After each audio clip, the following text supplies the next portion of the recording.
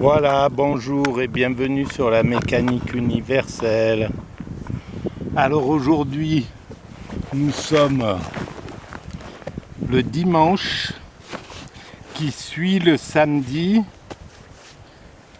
dont je me souviens plus la date. On va essayer de le trouver comme ça. Quel jour nous sommes? Nous sommes le 31 juillet. Et ben voilà, on arrive bientôt en août. C'est comme ça. Alors, je continue ma lecture de ce livre de Jean Chaline, Histoire des grandes questions existentielles. Donc on a fait, c'était surtout le chapitre de l'homme réparé à l'homme amélioré, l'homme transhumanisé. On a vu les acteurs du transhumanisme, et si l'homme de 1000 ans devenait une réalité, quelles seraient les conséquences humaines de la mort? Et là, nous en sommes de l'homme réparé à l'homme augmenté. Le post-humanisme, est-ce que c'est bien ça? Non, je l'ai fait aussi. La singularité technologique, Homo 2.0. Alors, voilà. Donc, on va se faire un petit... Je me suis posé en pleine campagne, là. Voilà, d'ailleurs, c'est bien plus joli de voir un petit peu la campagne que votre humble serviteur. Voilà. Alors... La singularité technologique, Homo 2.0. Kurzweil, spécialiste de l'intelligence artificielle, estime que l'homme et les réseaux technologiques s'interpénétreront de telle façon que les limites actuelles de la vie intelligente seront largement dépassées. Bon, ça paraît tellement logique. La difficulté de l'homme, en fait, c'est de sortir de sa position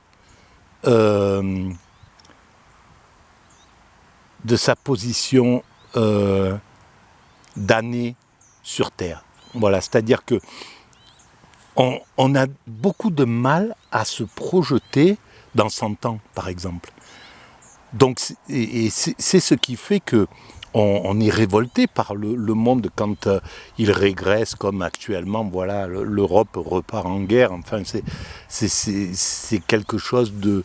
On ne pensait pas retrouver ça, ou le passage néolibéral, il a quand même amené des reculs en Occident. Alors je l'explique sur les autres vidéos, j'essaie de démontrer que c'est des reculs ponctuels, et sur certaines parties, globalement l'humanité elle évolue toujours, mais il y a des moments, des endroits où voilà, elle se met en recul, mais en règle générale, même dans les forts moments de recul, comme les guerres et les grosses guerres, par exemple 14-18, 39-45, où l'homme va toucher même le fond de l'horreur, et bien derrière, il y a une poussée progressiste, sociale, morale, etc., qui est énorme, éthique, etc. Donc voilà. Globalement, l'humanité évolue tout le temps. Et vous savez que cette discussion est en lien avec mon site, donc mécaniqueuniverselle.net, selon lequel l'humanité est destinée à atteindre sa perfection. Donc évidemment que nous serons... l'intelligence de l'homme, elle sera sans doute soutenue, augmentée par l'intelligence artificielle, mais c'est quelque chose de tout à fait logique. Ça a toujours été le cas. En fait, la technique ou la technologie ou la culture a amélioré les cerveaux du moment. voilà, la science, au XVIe siècle, les découvertes scientifiques ont fait monter le niveau des connaissances cérébrales du cerveau humain considérablement. Et à chaque siècle, ça se passe comme ça. Et là, il n'y a aucune raison que ça ne se passe pas comme ça avec les nouvelles technologies. C'est tout à fait légitime et logique. Il n'y a pas de problème. Pour cet auteur, les robots seront les égaux des hommes vers 2029. Donc dans 7 ans, c'est fort possible que des robots parviennent à avoir autant d'intelligence et peut-être autant de bienveillance, de cœur. On peut injecter tout ça dans des puces électroniques et il n'y a aucun... c'est très possible. Voilà, on peut même injecter le pire aussi. Hein. On peut faire des robots qui... Et je pense que actuellement, le côté sombre de l'humanité, c'est-à-dire les faucons, le côté des faucons de tous les pays, hein, chinois, américains, russes, etc., cherchent à faire des robots qui peuvent détecter, avoir assez d'intelligence pour savoir qui allait tuer en survolant le camp ennemi, quoi. Bon, voilà, donc c'est évident.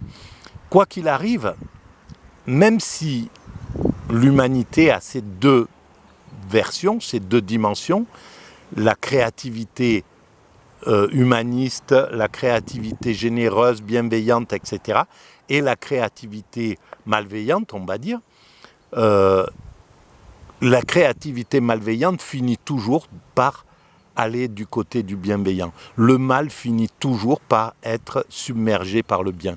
C'est comme ça a été comme ça en 45, en 39, en 40, en 41, en 42, en 43, en 44. Je pense qu'un paquet d'êtres humains sur Terre pensaient que c'était plié, que le mal allait l'emporter. Et puis non, voilà, à chaque fois, le bien finit par l'emporter. Donc le mal n'est qu'un support pour l'évolution du bien. Dès 2040, les ordinateurs devraient avoir acquis la puissance de calcul d'un cerveau humain et nous dépasser à la fin du XXIe siècle. À ce moment-là, l'intelligence artificielle dominerait celle de l'individu.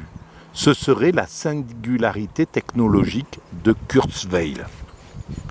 D'autres singularités ont été mises en évidence depuis plus de 20 ans, comme représentant le terme de loi d'accélération, log périodique des phénomènes physiques, géologiques, paléobiologiques, sociobiologiques, mais elles n'ont pas la même prétention. Ça, c'est des fleurs pour Schrödinger, de Notal et Chaline et Groux. Alors, elle pourrait décider autoritairement du destin humain. Tout le danger est là. La singularité est déduite de la courbe exponentielle de l'évolution de la connaissance humaine, qui s'est accélérée puis hyper-accélérée. Voilà, nous sommes en hyper-accélération. Je l'ai découvert à travers ce livre-là, justement. Et je pense que c'est tout à fait vrai. J'avais compris qu'il y avait une accélération exponentielle, mais l'hyper-accélération, c'est quand même quelque chose. Et elle ne vient pas n'importe quand, cette hyper-accélération. Elle vient à la fin des temps. Mais la fin des temps, c'est pas la fin des temps, l'apocalypse qui fait refluer l'univers à son point zéro, l'explosion du monde. Enfin voilà, c'est pas, ou même la fin de l'humanité, ou c'est la fin, c'est l'aboutissement de l'humanité. Nous sommes pas très loin de cela, pas très loin si on étend le temps, bien entendu. On est peut-être à plusieurs centaines d'années avant d'accéder à la perfection dont je parle sur la mécanique universelle, qui est l'extase. Mais c'est très peu sur la grande évolution de notre espèce. Entre le moment où nous sommes nous avons quitté le royaume de la nature, le monde des primates naturels, pour devenir des primates culturels et voilà, développer ce que nous avons développé pour devenir ce que nous sommes, l'humanité. Elle pourrait décider autoritairement du destin humain, la singularité technologique. Tout le danger est là. La singularité est déduite de la courbe exponentielle de l'évolution de la connaissance humaine. Alors, qui s'est accélérée puis hyper-accélérée. C'est l'objet d'étude de l'université de la singularité qui siège au cœur de l'un des sites de la NASA. Et je pense que des cœurs de sites comme celui de la NASA, il y en a partout dans le monde. Il y en a en Afrique, il y en a en Chine, il y en a en Russie, il y en a en Israël, il y en a dans le monde arabe, il y en a en Europe, il y en a en Océanie, il y en a partout. Donc le nombre de chercheurs, la puissance de la recherche actuelle sur tous les plans de l'humanité, elle est extraordinaire. Et c'est une pure merveille, quoi. Et c'est vrai que là, on peut regretter de ne pas pouvoir vivre 300-400 ans pour avoir le... C'est curieux d'ailleurs que notre temps de vie est réduit juste à une portion parfaite pour ne pas comprendre tout à fait l'évolution de l'humanité, donc pour être révolté suffisamment contre les régressions, contre la violence, contre le pire, etc., en croyant que c'est quelque chose qui est définitif, ce qui nous donne de l'énergie de révolte. Et cette révolte, elle permet de faire évoluer l'humanité. Voilà. Et donc, quand il devrait y avoir une science de la perfection, de la création.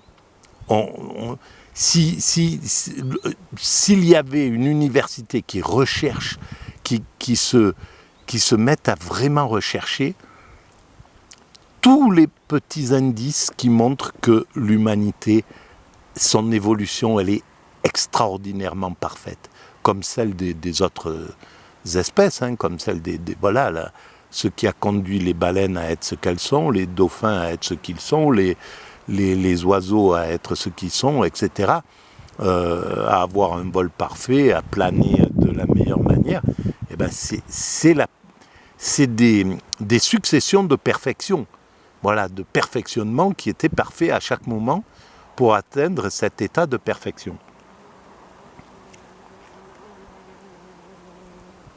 Donc,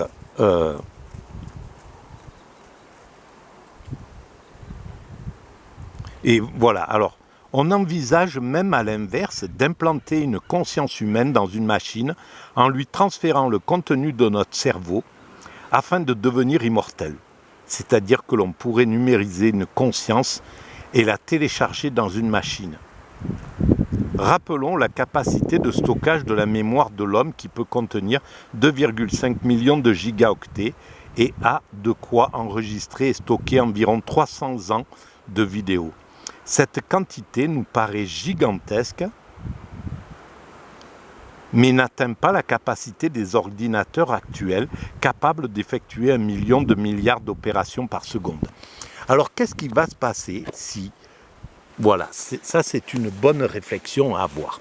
Qu'est-ce qui va se passer si on arrive à transférer notre cerveau et toutes les sensations qu'il peut engendrer dans un robot qui aurait les organes, voilà, on fabrique un robot avec l'ensemble des organes de l'homme, le cœur, le foie, les poumons, etc., le système sanguin, etc. Et on transfère donc notre cerveau sur cette mécanique. Ce qui nous manquerait, c'est les sensations. Mais est-ce que le cerveau n'est pas capable de générer ses propres sensations, même avec un estomac métallique, en somme. même si on dit qu'on a un deuxième cerveau dans le... etc. etc. Bon, bref. Est-ce qu'il est possible que ça soit, qu'on parvienne à faire une chose pareille? C'est possible. Quels en seraient les intérêts et les inconvénients? L'intérêt, c'est effectivement de toucher à l'immortalité. Si le cerveau, si on parvient à organiser un système mental, cérébral dont les neurones ne dégénèrent plus, et qu'on peut contempler, voir, etc., que tout soit relié, que on a toutes les sensations, des yeux, voilà, enfin, un système, même si tout ça est artificiel, est-ce qu'on pourrait arriver, et alors effectivement, et quel serait l'intérêt de conduire à cet état? Oh mon Dieu, je me suis fait mal au dos. Bon, c'est pas grave. Voilà, bon, eh ben, on va continuer, parce que là, on est parti un peu dans des choses qui sont pas très intéressantes. Si, mais enfin, sans plus. Alors, cela signifie que si la machine prenait conscience d'elle-même, avec une mémoire plus élevée, elle n'aurait plus besoin de l'homme pour fonctionner. Elle deviendrait indépendante et elle pourrait décider elle-même en méprisant nos capacités intellectuelles et surtout éthiques, dignes de la préhistoire de l'informatique. C'est possible, mais ça n'aurait pas d'intérêt, en somme. L'homme comprendrait rapidement que son intérêt, l'intérêt, c'est justement cette éthique, c'est justement toute cette particularité que nous avons amenée à l'humanité, la capacité d'aimer de façon absolue, la bienveillance, l'altruisme, la capacité à jouir de l'extase. Voilà, c'est chose dont je parle sur la mécanique universelle. En somme, je dis que l'humanité va vers sa perfection, mais c'est pas la perfection technique, c'est juste un appui à la perfection spirituelle. L'intérêt pour l'humanité, c'est d'atteindre l'extase. Pourquoi? Je ne sais pas. Voilà, je le sais physiquement, je sais que l'état d'extase, c'est le meilleur état qu'un homme peut ressentir dans la vie. Mais alors pourquoi l'ensemble de l'humanité doit aller dans cette direction? Voilà, là il y a encore un mystère, même si c'est si on pourrait le voir comme la quête naturelle du bonheur. Tout homme cherche à atteindre le plus de bonheur possible, comme le disait Platon, et tous les grands philosophes pensent cette chose-là. Donc on cherche à atteindre le souverain bien, voilà. Alors ça, c'est l'explication, et il est très logique en fait cette explication. C'est clair que ce souverain bien, celui qui goûte, il sait que c'est le meilleur, c'est le meilleur, la meilleure position pour l'être humain. Alors,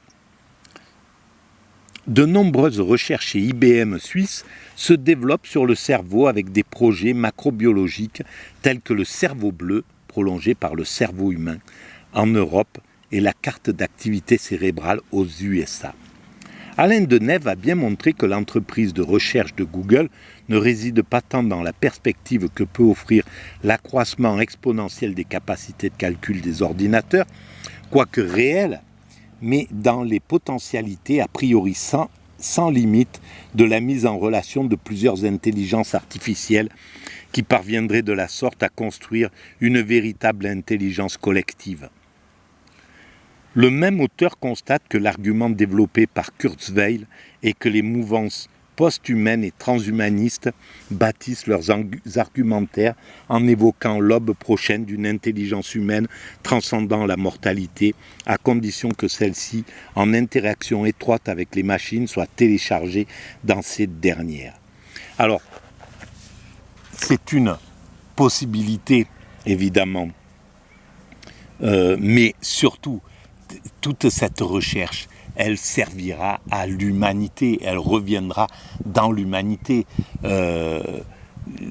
Voilà, il faudrait voir au niveau des autres découvertes qui ont été à un certain moment dirigées pour le mal, on va dire, pour quelque chose de... voilà le mal, enfin bon bref, c'est toujours avec des guillemets, chaque fois que j'écris, que je parle du mal, il faut mettre des guillemets, hein, parce que en réalité on est le mal, c'est un des agents du bien, comme je l'explique sur la mécanique universelle. Voilà, donc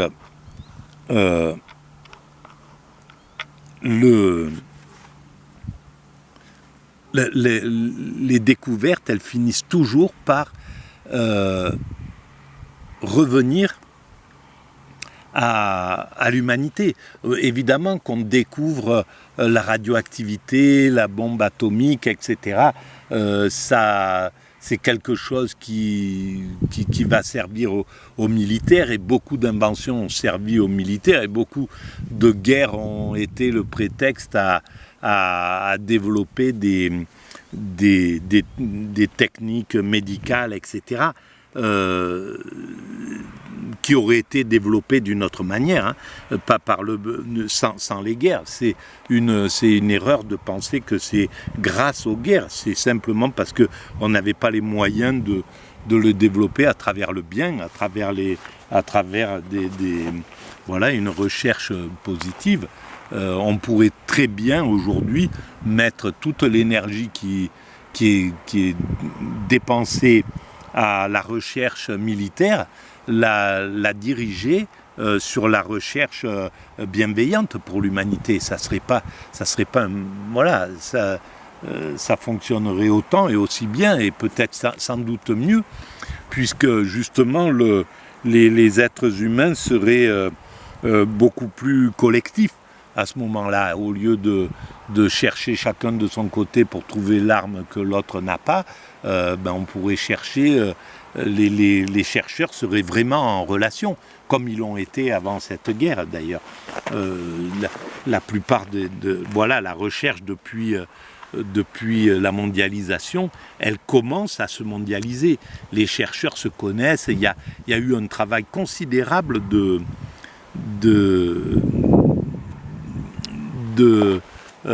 symbiose, on va dire, dans la recherche. Et c'est vraiment quelque chose. Et donc, je pense que la recherche, elle servira, quoi qu'il arrive, elle reviendra au bien de l'humanité. Elle sera redirigée vers le bien de l'humanité. Même si, à un certain moment, peut-être on se refermera sur nous-mêmes, on repartira dans une vieille philosophie de guerre, on reprendra un petit peu ce genre de comportement neutralisant, le neutralisme au lieu de la symbiose. Mais bon, c'est qu'un temps, voilà. Il faut toujours penser que l'humanité continue après nous. Ces travaux de Google posent un problème majeur, celui des effets liés aux mainmises des sociétés du privé, Google et Facebook, sur une technologie aussi sensible que celle de l'intelligence artificielle. Eh bien oui, bien sûr. Et effectivement, là, il y a un problème avec ces grandes industries qui sont... qui ont une puissance qui domine des États. Enfin, c'est vrai qu'il y a quelque chose d'assez... qui peut faire penser à du danger. Mais on a eu le même problème à certains moments. Et à chaque fois, par ses propres aberrations, un système qui devient tout puissant il engendre automatiquement la résistance pour le combattre et pour le dominer. En fait, il y a eu les maîtres des forges qui ont eu tous les médias dans les années 20, etc. Et puis leur propre malversation, leur propre obscénité a fini par bouleverser ce système. Voilà. Et là, actuellement, les oligarques ont refait le même problème. Ils ont rethésauré les médias. Et bon, ben voilà, il y a dans 10 ans, dans 15 ans, dans 20 ans, on aura dépassé ce genre de truc. Peut-être pas malheureusement par une révolution, une révolte, un truc violent, ou peut-être par simplement intelligence, les gens diront bon, voilà, c'est pas supportable. On voit que ça pose un problème majeur à l'humanité, la toute-puissance des médias dans les mains de quelques oligarques, et c'est la même chose avec Google et Facebook. Il y aura un moment où, pour l'instant, c'est encore comme ça. Là, on est en train de découvrir les problèmes que ça engendre. Au tout début, on était complètement fasciné par ces inventions, comme à chaque fois, c'est comme ça. Après, on voit les problèmes que ça a engendré, après on répare. Donc c'est tentative, découverte, tentative, essai, erreur, rectification. Voilà comment fonctionne l'humanité. Ça a toujours été un petit peu son principe. L'hybridation de l'homme et de la machine serait la fin de l'homo sapiens biologique. L'homme deviendrait un être symbiotique, c'est-à-dire un mélange entre deux entités. Mais on va vers la symbiose, mais la symbiose entre individus. Une vivante et l'autre mécanique. Pourquoi pas? Il est évident que si la partie robot devenait rapidement plus intelligente que la partie biologique de l'homme, elle finirait par le mettre en esclavage ou l'éliminer à cause de son inefficacité. Oui, mais elle s'éliminerait elle-même. Ça serait, le principe du scorpion la grenouille qui fait traverser un scorpion, et le scorpion il a malheureusement pas la bienveillance de la grenouille, et dans sa nature est de tuer, et donc il va tuer la grenouille même s'il doit mourir de ça, même s'il doit se noyer par cette cause, mais il ne peut pas faire autrement. Alors l'homme ne peut pas faire autrement que d'évoluer à travers la guerre encore aujourd'hui, on le voit, on ne peut pas évoluer encore par la symbiose, on est obligé d'être en compétition. Voilà, c'est les compétiteurs qui dominent le monde. C'est ceux qui aiment avoir des ennemis qui sont à la gouvernance, aux États-Unis, en Chine, en Russie, ailleurs, etc. Voilà, c'est eux qui sont les plus archaïques, mais malheureusement c'est eux qui détiennent les pouvoirs et la marche à suivre de l'humanité. Et donc quand on en est à ce niveau-là, effectivement, si on fait des robots à notre image, eh ben, ils sont capables de nous détruire et après de ne plus avoir personne pour les réparer et donc de s'autodétruire eux-mêmes. Homo sapiens serait devenu Homo 2.0, c'est-à-dire un hybride homme-machine, une créature biomécanique, un biomécanoïde, digne des représentations des aliens extraterrestres imaginés par Hans Ruedi Giger. C'est pourquoi Google cherche à avoir la maîtrise de toutes les technologies nécessaires pour réaliser et mettre en place ce projet post-humaniste, robotique, informatique, domotique, voiture intelligente, etc. Mais tout ça, c'est que de la bienveillance, au fond, finalement. On le voit pas. Et en plus, on se rend compte maintenant que ces nouveaux patrons d'industrie, là, les Bill Gates, les Zuckerberg, etc., c'est des adolescents, et des adolescents de la meilleure forme. C'est des doux, quoi. C'est des généreux, c'est des nouveaux. C'est cette nouvelle jeunesse qui est là, et cette jeunesse qui prend le pouvoir. ça n'a rien à voir avec les capitaines d'industrie du 19e siècle, ou les patronats du 19e siècle, ou même du début 20e. Donc, on n'a pas à avoir peur finalement de ces